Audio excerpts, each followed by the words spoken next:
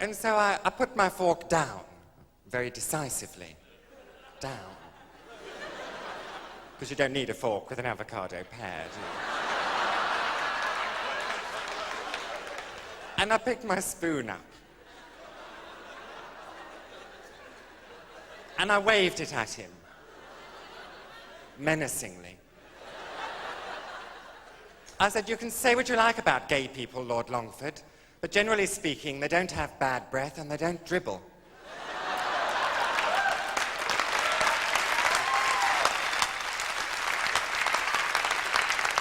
Well, that shut him up. He sat there hogging the condiments all evening, and sulking. I had to ask him 3 times to pass me the salt. I think he was hoping I'd get cramp. It's no good in... All right up there? Not a dry seat in the house. It's no good inventing a radio microphone, is it, without a radio microphone stand? Because I can wander where I want with this, but I have to come back here to base camp if I want to have a rest, you know. But you want something that will just follow you round 18 inches behind, I think. That would be ideal.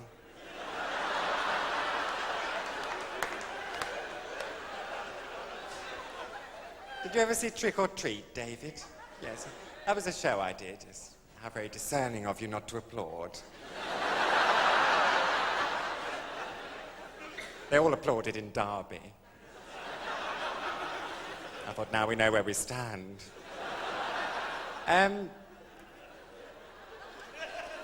Well, Trick or Treat apparently was family viewing. I'm not quite sure what family viewing is. I've been touring up and down the motorways and... Well, no, I haven't been touring the motorways. What am I talking about? What nonsense. I've been touring up and down the country, shall we say, and via the motorways. No, I thought of a joke there, but I've dismissed it. In an instant. I've seen families, the point I'm trying to say, at the service stations. You see families there. Carloads of sticky children and irate adults, as far as I can make out. But this show isn't family viewing, that's the point I want to make. This is lonely bachelor and single parent viewing. Mind you, everyone's welcome. You can't be too picky with halls this size, I don't think. Any old riff-raff will do. Just aren't enough supply teachers to go round. Your jacket's enjoying itself, David. Made friends with the other one. They're intertwined there. Who does your hair for you, David? Is it the council?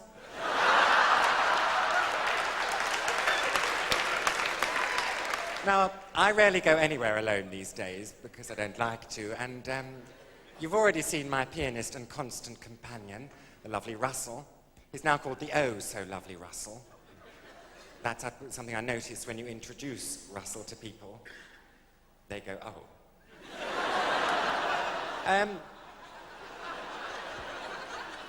We'll wheel him on now, but I do want you to bear in mind while you're watching Russell this evening that he is, in fact, the only known heterosexual in the world of show business today. Apart from Judith Chalmers. So, would you welcome, please, the lovely Russell Cherney.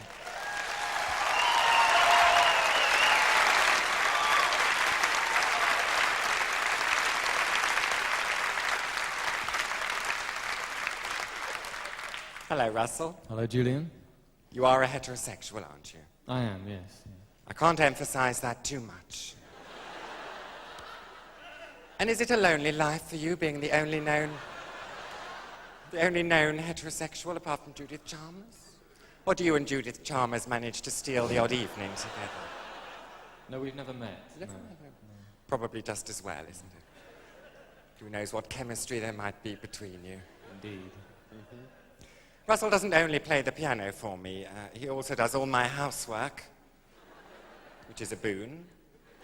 The first thing I see every morning is the lovely Russell having a squirt and a wipe in the living room.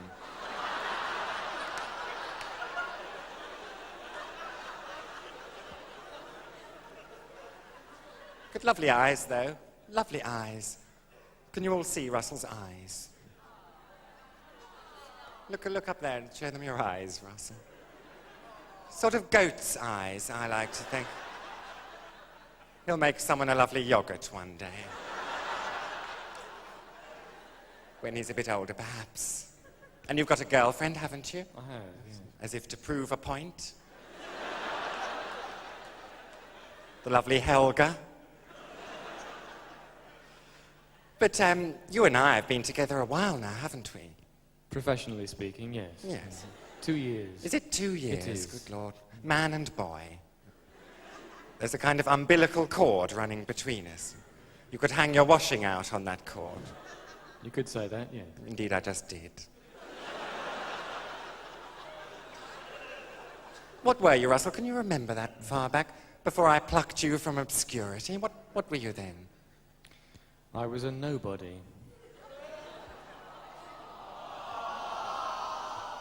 I just wanted to make that point, really. Have you got the rhythm of life with you, lovely Russell? Yes, I've got it right here, yes. Right. We'd never have known, would we? You hide it very well.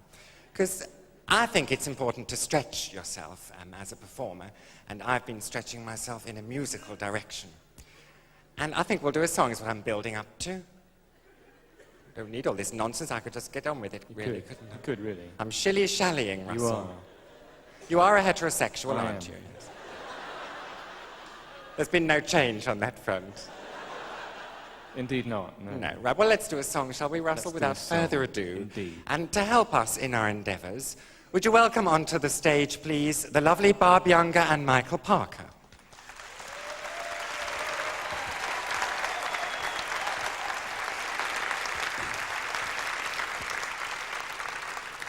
Barb wearing one of a selection of outfits that she'll be modelling this evening. A sort of potpourri of minimalist fashion in the 80s and before.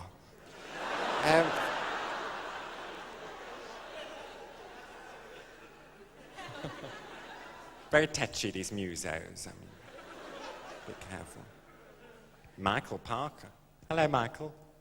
You wouldn't think it to look at him, but his father was a boxer. And his mother was a cocker spaniel.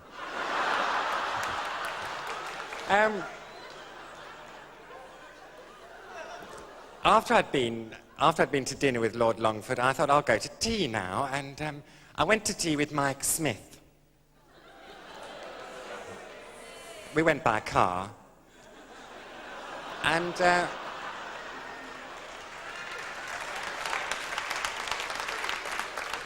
a round of applause for the car there. How kind. And when we got there, he said, "You must come and see my beautiful home." And it really has got a beautiful home. I can't tell you how beautiful it is. It really is a very beautiful home. Oh, sorry, I'm being heckled. What's Sarah Green like? She was all right. Limped a bit, but I thought she was nice.